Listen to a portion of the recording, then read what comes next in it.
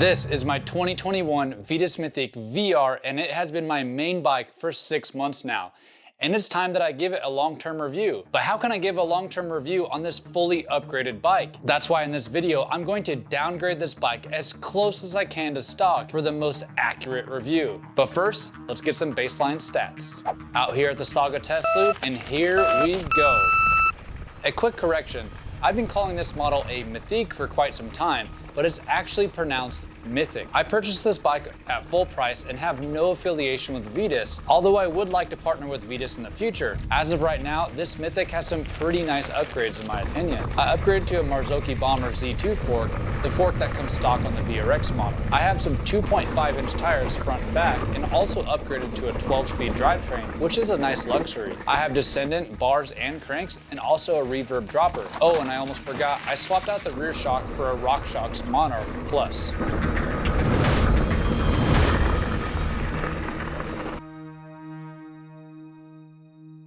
First, a little overview while I strip this bike.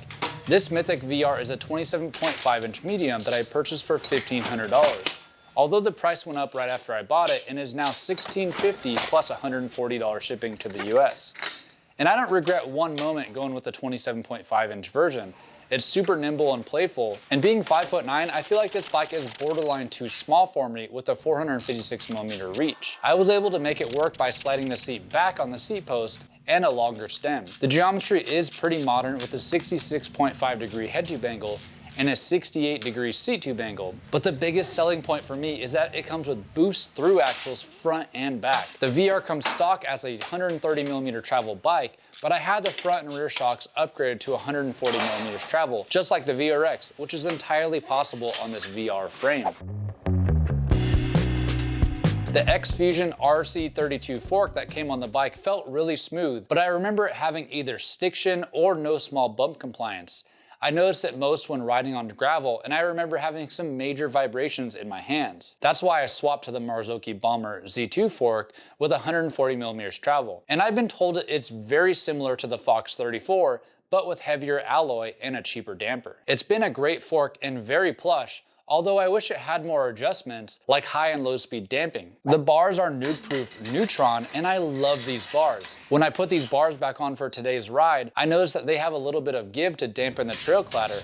Plus, they have markings on the clamping surface to help with setup. The brakes are Shimano MT401 2-piston front and back that have resin pads, and it comes with 180mm rotors that say for resin pads only. And I wasn't that impressed with these brakes. The stopping power isn't that great, and turns out I just don't like the feel of resin pads. They just feel too soft for me. Also, the levers are pretty generic feeling, almost the exact same as a Shimano MT200s. The stock rim that came on this bike unfortunately has died. After several dumb video ideas and experiments for this channel, I've declared that the rear wheel is unsafe to ride, probably when I installed 3 tire inserts and had a hell of a time getting them on. So I ordered a replacement rim. This is a WTB I-30 Tough rim, and it is a little bit beefier than the stock I-30 rim, and it also costs a ripe $130. And also the spokes cost me $13. But I really like the stock rims that come on the Vitus Mythique and the Nucleus. The rims are super low profile, and that really helps avoid rocks dinging your rim. Plus, they come pre-taped for tubeless, and they also have this small red rim strip underneath to cover the nipple holes. And they are extremely easy to convert to tubeless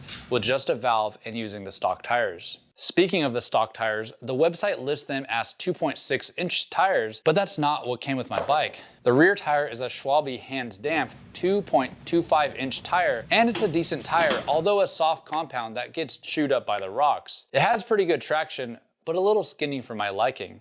The Schwalbe Magic Mary 2.4-inch front tire must be the thickest casing that they make because it weighs about 1,200 grams, over a pound heavier than the rear tire. And it's super thick, making it rigid feeling and pretty difficult to install. I really wonder why Vitus decided to put such a heavy tire in the front. The rear cassette is listed as a 10-speed 51 tooth on the Vitus bike's website, but mine came with a 10-speed Sunrace 11 to 46 tooth cassette, and that's how it's listed on the Chain Reaction website. The range is pretty good. The highest gear sometimes felt too hard on real steep climbs, but it's not that bad. The rear shock is an X-Fusion O2 Pro R, and the website lists it as Trunnion, but that's simply not true. A trunnion shock mounts directly to the shock body and this one clearly has eyelets and is a standard shock. Although this shock is much smaller than the Monarch Plus I had on, it functions pretty well. No lockout, but it does have rebound adjustments. On today's ride with this shock, I did feel more bumps than I'm used to, but I still think it's a decent shock. The cranks. For those that have been watching this channel for a while, know that I had a little mishap with the Shimano Dior cranks, but did get a little chewed up from bashing them on rocks. I think a simple $10 silicone cover will fix that. The derailleur is a Dior M5120 that has a clutch, and the funny thing is that I forgot to turn on the clutch for like a month before I noticed. And it's not the most stiff clutch out there either, but the shifting is smooth and I didn't drop any chains. One thing to note, the bike does come shipped pre-tuned by a mechanic, and they had the shifting dialed right out of the box. The Brand X Ascend 120mm dropper is another thing that I replaced right away. But now after I put it back on, it's super smooth, but it doesn't raise up as fast as I'd like. It's pretty simplistic and I like that. The dropper lever is a little uninspiring and rough on the finger, but they get the job done.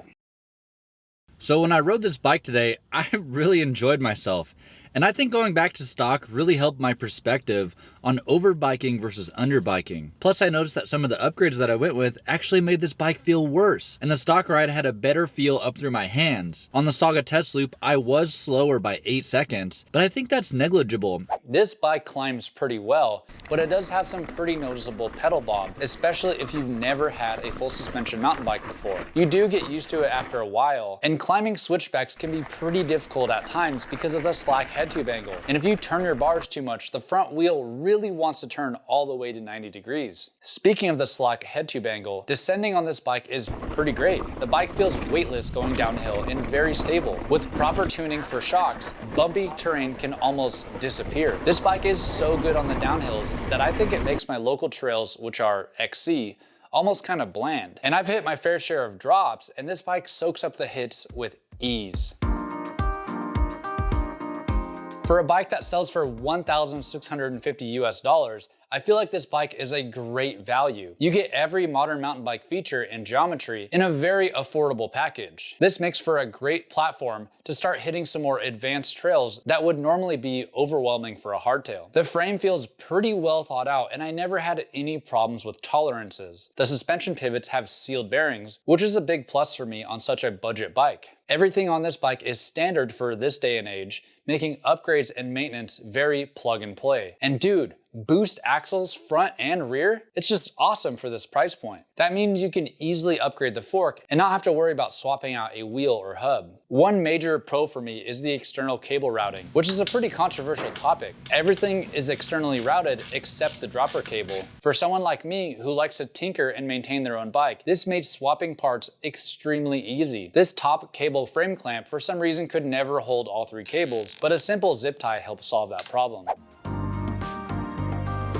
I really don't like the rear axle dropout hanger combination that comes with this bike. The hanger is held on by one small bolt and tends to work itself loose over time, making it so you can't thread the axle. It took me almost a month to learn about this and struggling to reinstall the rear wheel. But once that bolt is tightened, it works okay. Another con is that this bike really doesn't come to life unless you get going pretty fast, and that includes jumping. The suspension eats up jumps at lower speeds, making them harder to clear. The trails that I ride have 3 to 5 minute long technical downhills, so I hardly ever get going fast enough for this bike to come to life. Like I said earlier, the MT410 brakes with resin pads really lack stopping power in my opinion. People buying this trail bike are riding decently rough trails, and stopping is very important to prevent hitting a tree or tumbling off a hill. But I did use a JG bike front rotor that isn't made specifically for resin pads, and the modulation was much better. When you inevitably stop mid-climb, the C-post is reclined so far back that it's really hard to get going again,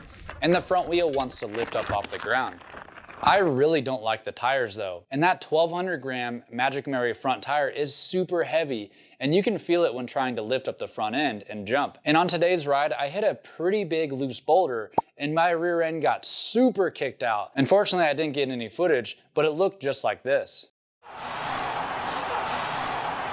Well, minus the crash. So after that, my tire was losing air pretty fast. But luckily, Jayco sent me this CO2 inflator that worked like a charm, and I was able to finish out the test loop. Real quick, I've been trialing this Trucker Co sealant for about a month now, and it was already completely dried out after a month. And getting this pinch flat today, the sealant didn't plug any holes at all. Huge waste of money. Lastly, while I appreciate that these bikes have been coming in stock about every 6 weeks, my Mythique in particular felt like it was built and assembled very quickly. The paint job chips very easily, and the touch-up paint doesn't cover up that well. If you do buy this bike, do yourself a favor and buy some frame protection immediately, probably before the first ride. But let me talk about some regrets I've had while owning and riding this bike. First off, this bike is a trail bike, and treating it like an XC or enduro bike will only leave you disappointed. I think that upgrading this bike right away was a bad idea, and I really should have learned the ins and outs of the bike before upgrading. I remember the first time I went faster on a corner with a stock bike, and I totally slid out. Turns out I had my rebound front and back set way too high, and both tires lost traction, and I crashed. And that's all because of bike setup. Also, don't fall for the latest and greatest trends. Mr. Dentist influenced me to use these Descendant bars with a 35mm clamp, and I noticed once I put back on these stock nuke-proof bars,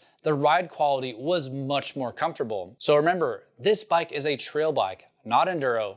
Treat it as such. So why did I downgrade this bike all the way? Well, I think you know already. I'll be selling this bike. So what do you think I should sell it for? I had to have a really honest conversation with myself and decide that this bike is just too much for my XC style trails. Sure, I could drive to more difficult trails like an hour away, but if I could get a good workout on trails 15 minutes from my house, then I'll just stick to those. And I want to give a shout out to a fellow Mythique owner named Chris, who bought me 5 cups of coffee, and also Jeff F. Thank you so much for the support, guys, and that'll help fund a new rear tire for this bike. Thanks for watching. I'll see you in the next one.